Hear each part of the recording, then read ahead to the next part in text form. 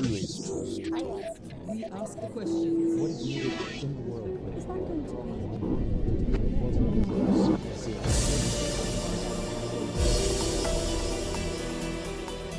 When Israel's Prime Minister visited Washington last week on the eve of the Purim holiday, he gave President Obama what he considered a symbolic gift, a copy of the Old Testament book of Esther.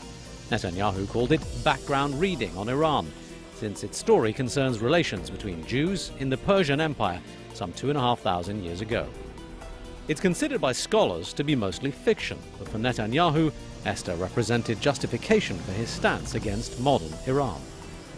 Israel must reserve the right to defend itself. And after all, that's the very purpose of the Jewish state, to restore to the Jewish people control over our destiny. But Netanyahu's controversial reading of history, even his fight to preserve the state of Israel, are questioned by many of Judaism's own religious authorities. This is against the will of the Almighty, and this is not what it means to be a Jew. On the threat from Iran and President Ahmadinejad, he gives charity to the Jewish communities, and the words wipe out. He constantly says that Iran doesn't have a history, and he's not talking about harming anybody. He says that God will not allow this crime to happen. We concur with him that the Jews are in a danger because there is Zionism, and because it says in the Torah, if you rebel against God, it will not be successful, and it will bring catastrophic results. And Zionism has brought catastrophic results, and it could be much worse. Today on Talk to Al Jazeera, Rabbi Dovid Weiss explains why Zionism and Judaism are not necessarily the same thing. Rabbi, first of all, thank you for talking to Al Jazeera. Thank you. It's an honor and a privilege to be on your show. Your most distinctive feature that I have noticed in seeing you in the media are the signs that you wear on your lapel. Please explain. This is a sign that conveys the message of what it means to be a Jew. As it says, a Jew, not a Zionist, and pray for the speedy, peaceful dismantlement of the state of Israel. And then it's repeated, nkusa.org, our site, for people to go further and see it, the website, and then to see it's in Arabic, the same message. And basically it means that people, unfortunately, around the world see somebody as I am dressed, and they think that automatically I am dressed very religiously. I'm definitely a strong supporter of the state of Israel and of the occupation of the people of Palestine. And in truth, there could be nothing further from the truth. In truth, what you want is the speedy, peaceful dismantlement of the state of Israel. Because it's contradictory. Judaism is subservience to the Almighty, practiced for thousands of years, a covenant with God to be subservient to Him. And Zionism is a new movement, a relatively new movement, a transformation from the religion into a base, materialistic, nationalistic movement to have a piece of land which is forbidden for the Jewish people. Okay, we'll have to unpick this piece by piece, I think, because for most people, the idea of the state of Israel is fixed within a very rigid framework, and what they understand about the existence of Israel is by and large very uniform, at least according to what you read in newspapers. So let me try and get your position clear on this. What you're saying is that the existence of Israel is somehow against your religion. The Jewish religion forbids, since the destruction of the temple 2,000 years ago, we were given an edict, a decree by God, it's a prophecy of King Solomon, that we are not to attempt to recreate our sovereignty. Even 1 inch of Jewish sovereignty, even in an uninhabited land, is expressly forbidden. And Jews wait for the day when God will make a miracle, where all humanity will serve Him in harmony. We won't have to convince an atheist that there is a God. Everybody will recognize God, and then we will all go up and serve Him. Prior to that event, we are expressly forbidden to try to attempt to make any Jewish nationalism sovereignty, and this was respected and upheld by Jews throughout the trials and tribulations of the Inquisition, the Crusades, and every time period of Judaism when they were easily capable of buying land. They never did it because they understood this is against the will of the Almighty, and this is not what it means to be a Jew. Once again, this is not an opinion that you hear expressed very often. Are you in a minority? Is this simply your reading of the Torah? No, this is the view of Judaism and Jews who are practicing the religion who are around the world, you will find invariably any religious community that is very religious. We carry around, first we have called the rabbis speak out. This is the leaders of Judaism from Sephardic, Ashkenazic, in other words, European, Middle Eastern, any country. The rabbis, when Zionism came, the concept of Zionism was developed, the Jewish rabbinical authorities universally said, no, this is forbidden for us to do.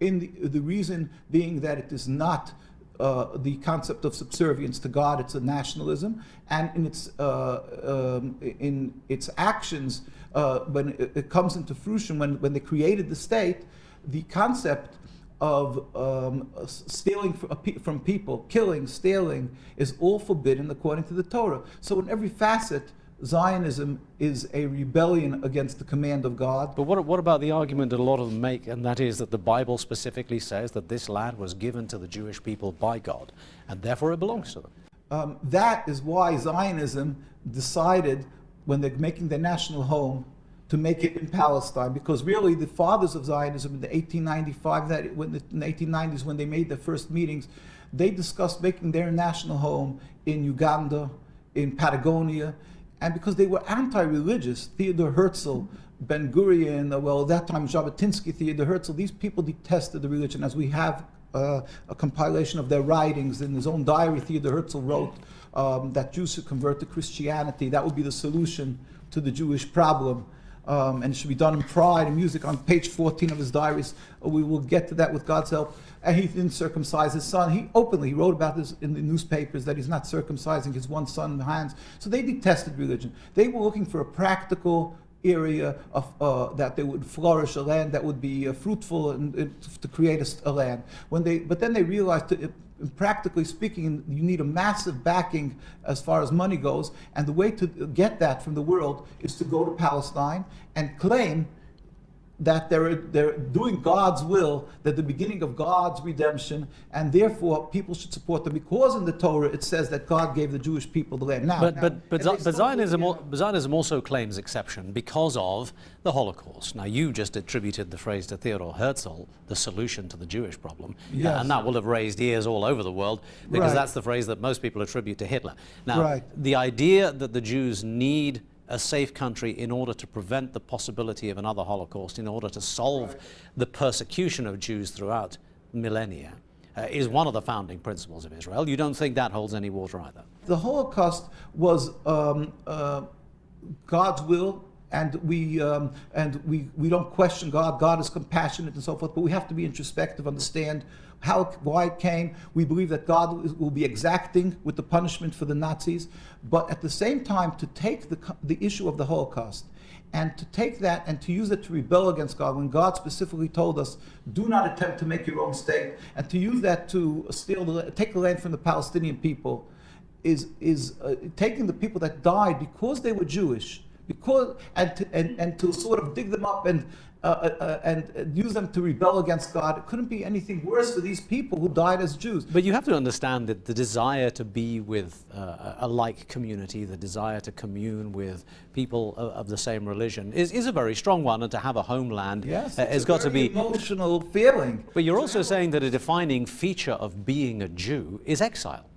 A defining feature is accepting that there is a ruler to the world who's compassionate, and it is medicine for the Jewish people, as Rabbi Samson Fulhurst, the head of the German community, wrote, that God is compassionate, and his will, since the destruction of the temple, was that he's good in his punishment. He wanted us to break our haughtiness, so he had us dispersed amongst the nations. At the same time, it was accomplishing a blessing for the world if we would be following the Judaism, because we are people who would be teaching the world of compassion, of serving God. So it serves twofold. It serves two purposes. But unfortunately, if we don't do what we're supposed to be doing as Jews, it doesn't accomplish that purpose. I am not a learned scholar of matters Jewish, so I can't argue with you, but I know there are many who would. There is a strain within Israel itself, within the state of Israel, started, I think, by Rabbi Kook, perpetuated by a number of names in modern Judaism, who say, no, it's perfectly compatible with the writings of the Torah that we have a state of Israel, and in fact, it not only makes political sense, it makes religious sense too. Yeah, well, that is why I said I'm not requiring anybody to become a scholar in Judaism, but if you just step out of the box, let us just say, and go to Jerusalem, go to New York, go to in London, Stamford Hills, the religious communities, the Ivy League of Judaism, the rabbinical colleges, you will see that the most religious communities, every one of them are they are anti-Zionist, and they, for instance, in Williamsburg, you won't find one Israeli flag. The majority of Jews in Jerusalem and Palestine won't send their children to the army, and they don't fly Israeli flags on their buildings because it is contradictory. It is diametrically opposite. What about the settler movement? I mean, they present themselves as being religiously based and very fundamental. Yes, there is the issue that they fuse together Zionism. They've hijacked the name Israel, the Star of David. They're using this, and what they're doing is they've been able to, by incorporating the Jewish feelings, for instance, they call themselves the beginning of God's redemption. They do agree that we were sent into exile by God. The ones who aren't non-believers, which many of them are, but the ones who do believe, they say, yes, God sent us into exile, but we are the beginning of God's redemption. And they've been able to ensnare the youth, mostly from, these are all from, almost entirely from non-religious homes or marginally religious. They are not the mass, the general populace of Jewish religious people. These you will find and call it the silent majority, all the communities that are opposed to these settlers. These settlers are definitely a minority that are always in your face. You will see them because they're up front. They're agitating, they're creating this terrible situation, but they don't represent Judaism. But being that they created in Palestine, their homeland, so now they're breaching every concept of thou shalt not kill, thou shalt not steal, and it's being done, creating rivers of blood because of hate around the world. Now, you used the phrase a moment ago, taking land from the Palestinians, which again is a problematic one for a lot of Western-educated Jews and non-Jews alike. There is an argument, which is very much in the news right now, that there is no such thing as a Palestinian people, and there is an argument that says the lands that we are talking about never belonged to anybody called Palestinians. So what do you mean by taking Palestinian land? You know, the Zionists would love to get into some technical jargon, when you're saying there's not a Palestinian people and the land, we're talking as individual dwellers in Deir Yassin, in town after town and town, that we have many of our Jewish colleagues who are presently still living in the occupied Palestine there, in Jerusalem, and they remember how they lived in total harmony with their Muslim and Arab neighbors, and they live there. The majority of people reside in Palestine. But what do you say to Newt Gingrich, who says Muslim. These are all Arabs? They're not Palestinians, they're simply Arabs. Again, these are technical terms to confuse the person. The fact is, the majority of people were non-Jews. They were Muslims and Arabs living in this area,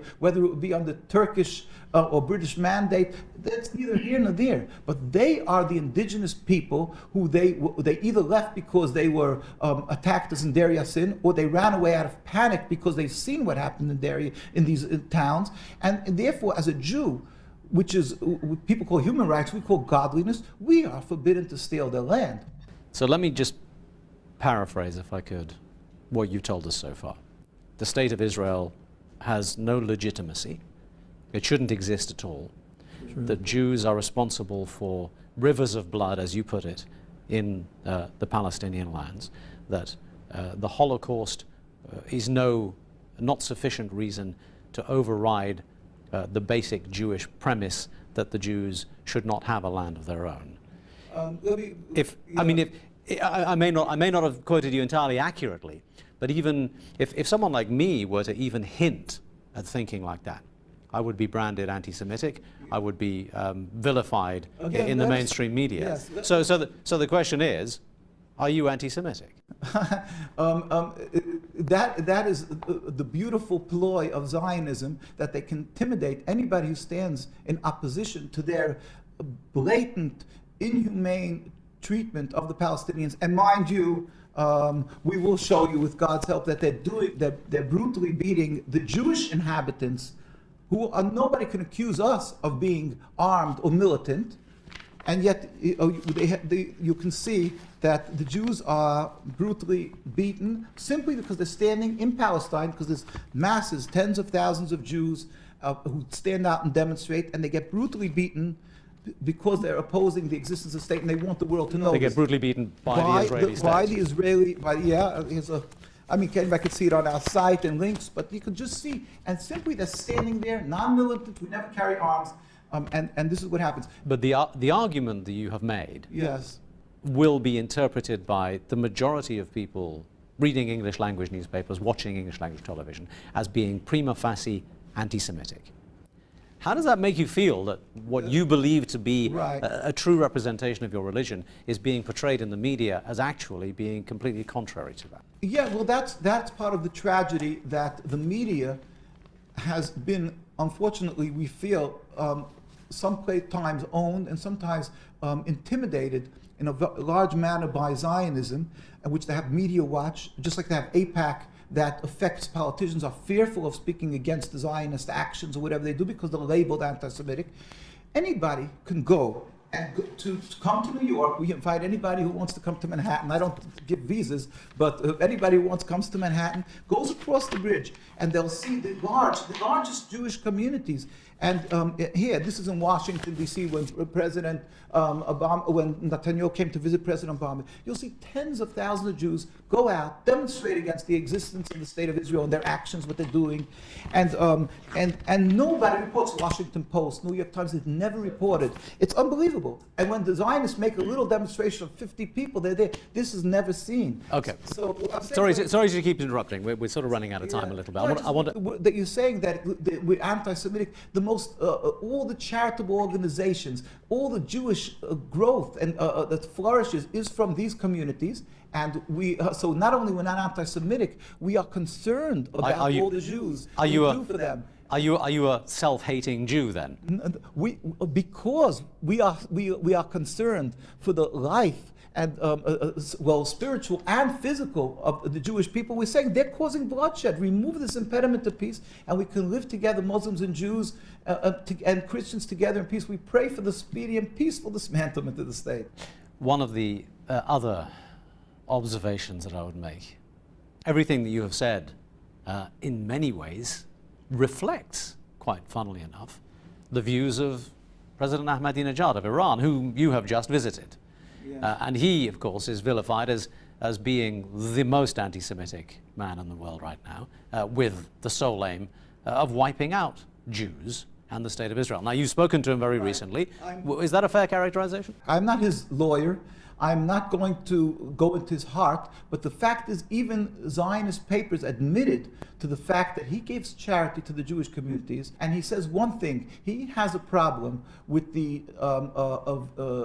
oppression of the Palestinian people and the words "wipe out." He constantly says that Iran doesn't have a history, and he's not talking about harming anybody. He says that God will not allow this crime to happen. We concur with him that God.